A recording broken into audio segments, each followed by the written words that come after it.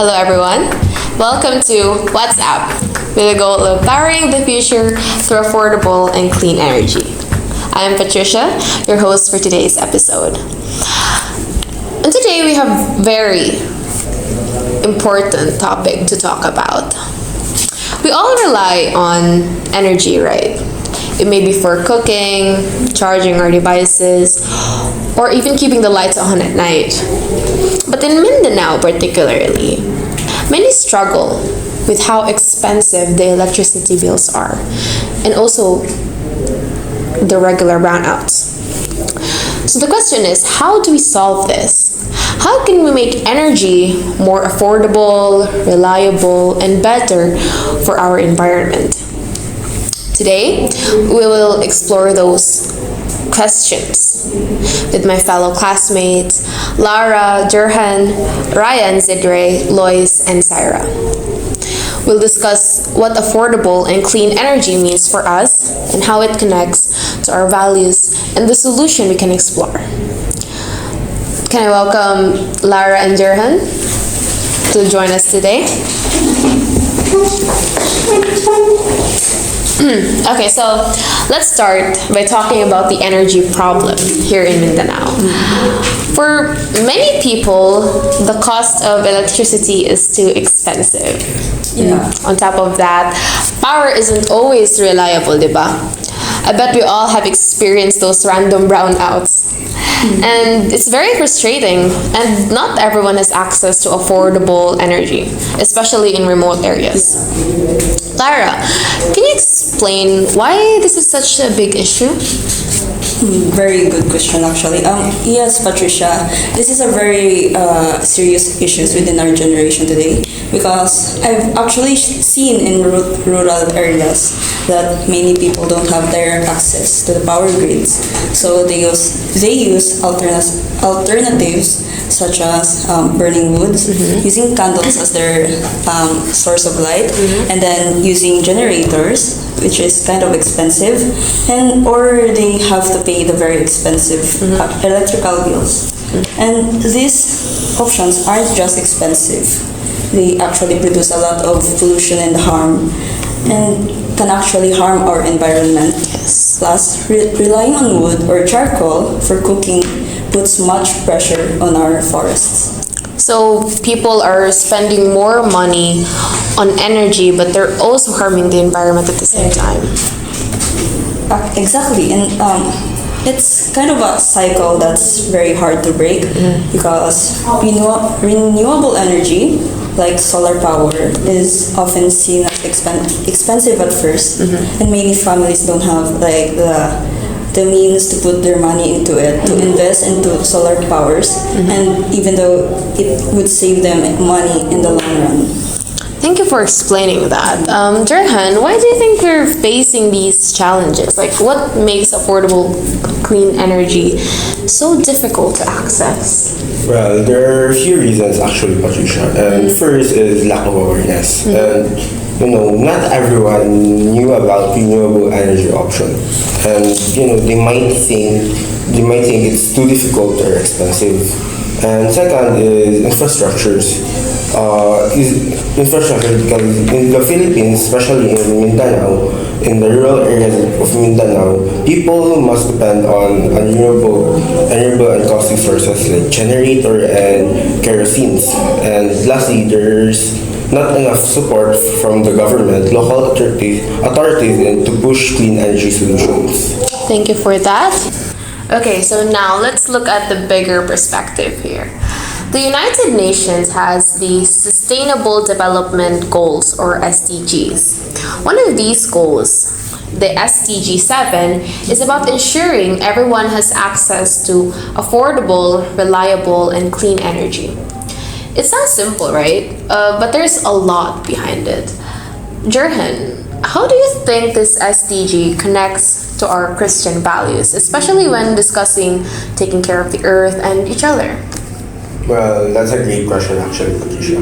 Well, in the Bible, we are taught that God gave us responsibility to stewards of the earth. That means that we must take care of it, and not just for ourselves, but for the future generations. The SDGs about clean energy aligns with that because it's about using resources wisely and protecting the environment when we use energy that harms the earth like coal, oil, we're damaging the world God created.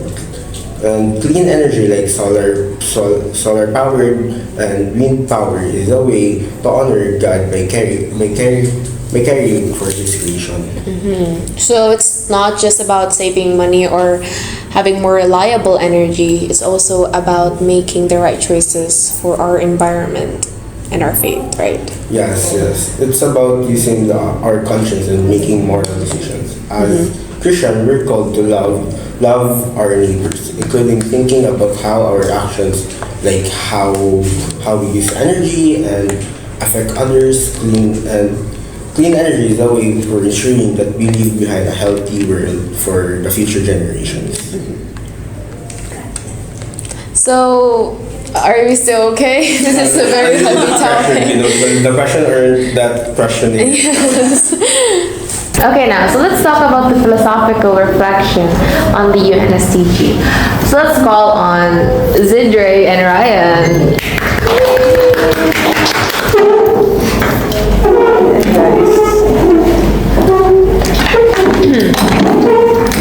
Hi guys, how are you? Hi po.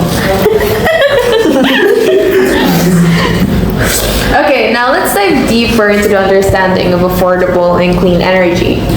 So it's essential to reflect on our immediate solutions and underlying issues that drive these energy problems. So today we'll talk about two types of reflection, the primary and secondary reflection. So now, Zidre, I have a question for you. Can you explain what primary reflection is and why is it often leads to short-term fixes or surface-level solutions? Sure, Patricia, but primary reflection is when we look at a problem at its surface level. For example, when people see high electricity costs, they might suggest just lowering the price or providing subsidies, you know? Yes. And while these ideas seem helpful, they don't address the root causes. They might fix the immediate issue, but won't lead to sustainable change. It's like putting a band-aid on a wound without treating the underlying infection. Really? Yeah. So we need to go beyond these quick fixes. That's really great example, Zid. So primary reflection can sometimes lead us to overlook the bigger picture. Ryan, can you explain how secondary reflection takes us deeper into the issue of affordable and clean energy? Sure, Patricia. Secondary reflection involves a more thoughtful and comprehensive approach.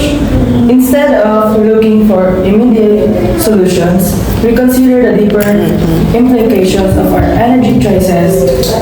And for instance, when discussing renewable energy, we should consider social equity and all communities getting equal access to these energy sources. And what about the ecological impact? We need to understand how our choices affect the environment in the long term. Lastly, ethical considerations are crucial. We must ask ourselves if the proposed solutions align with our values and beliefs, especially regarding caring for our neighbors and the planet. Yeah, I do agree. Secondary reflection encourages us to consider how our actions affect others and also our environment. It pushes us to ask questions and think critically about our choices. It's not just about finding a quick answer, but also building a sustainable future for everyone. Is it another question for you? Do you think there are practical examples of how secondary reflection can lead to more effective solutions in our community? Yeah.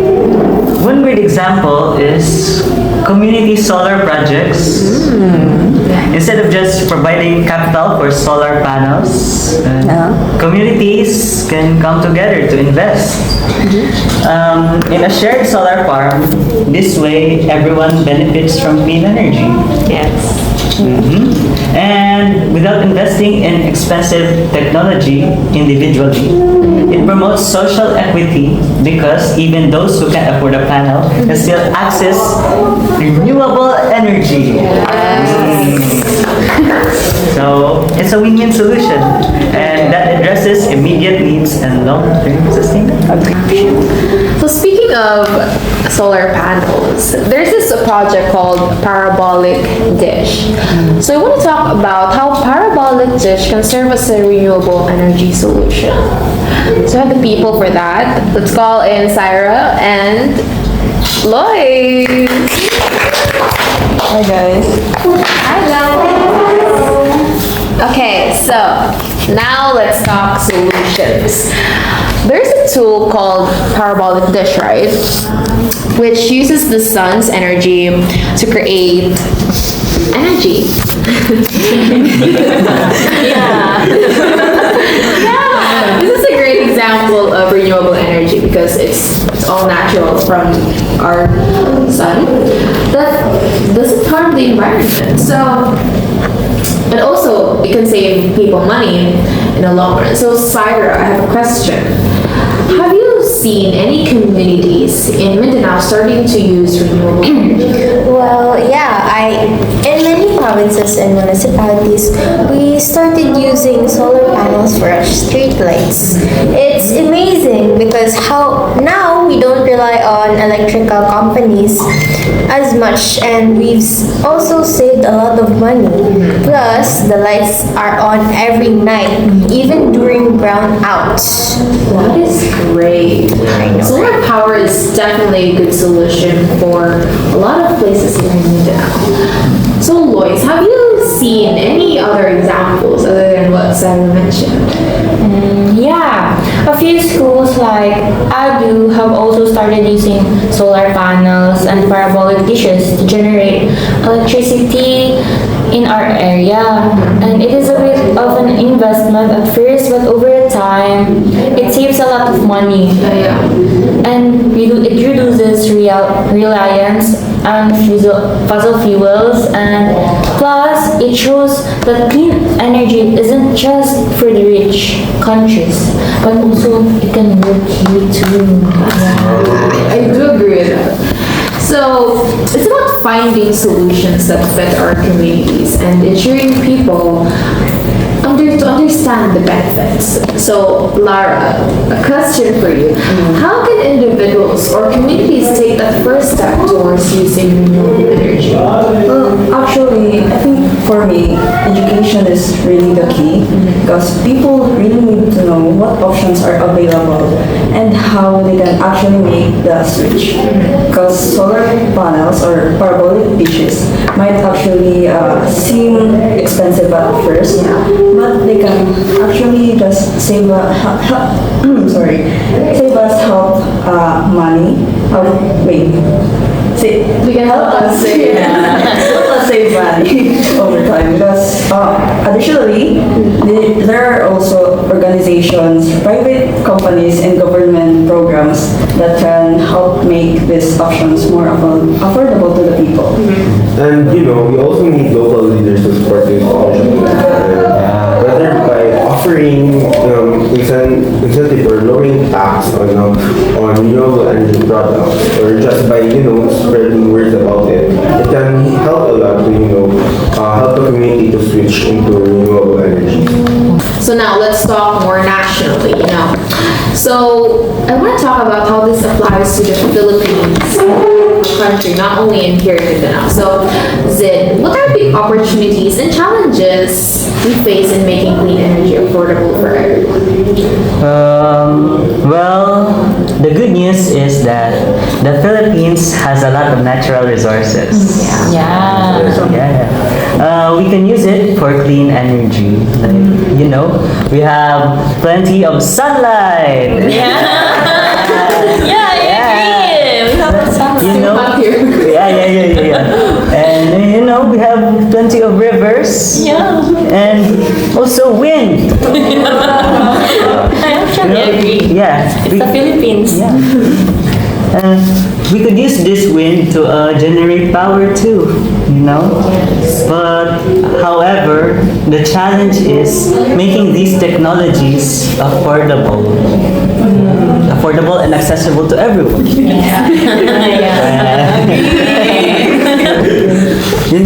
Especially in rural or low-income areas. We need better policies and more support to ensure these solutions. So we're able to reach them and whoever needs them the most. Use them.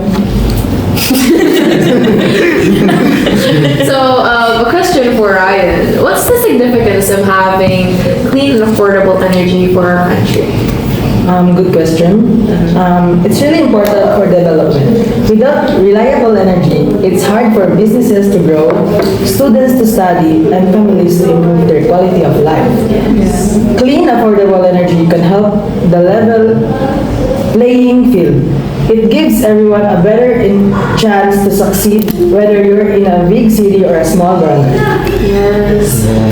So, we've covered a lot today, right? We've talked about so much, and I really hope that our listeners have learned something valuable. Affordable and clean energy is important for saving money, protecting the environment, and living responsibly. Before we go, I'd like to ask you to share one final tip or actions we can take for this project to grow. Well, for me, I think you need to just start small at first because you don't have to install solar panels right away. It's too expensive. Oh, it's too expensive right now. But look at ways to save energy in your daily lives, like turning off lights when you don't need them, or using energy sufficient appliances. How about you, Jer? Well, for me, just a small action like supporting clean energy projects, or whether joining communities or effort, or simply spreading the word. Those actions might be small, but if you add those actions, it will become big. Yeah, I agree. So, how about you, Ryan? Be mindful of how we use energy. Simple changes like unplugging devices when not in use can help reduce waste. How about you, Zid? Well, for me, I have a word for this. What is it? Think long term. That's right. Yeah, it's because clean energy might clean energy costs more expensive, but it's an investment in the future for your family and the planet. Investment, yeah. How about you, Lois? For me, it's keep learning about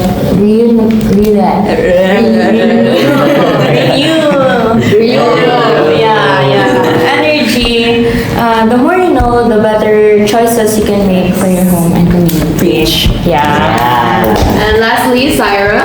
Well, lastly, for me, don't be afraid to ask for help. Yeah. There are programs to support clean energy, and you can always start small and build up. Yes. Yeah. Those are really great answers, guys. So, thank you all for sharing your thoughts, and thank you, listeners, for tuning in. Remember, even small steps can lead to significant changes. We can all work together towards clean energy. And it's not just for us, it's for our children, the future of Mindanao and the Philippines. So let's close this with a short prayer for guidance in making Wise decisions for our planet. Amen. That's it for today's episode. WhatsApp.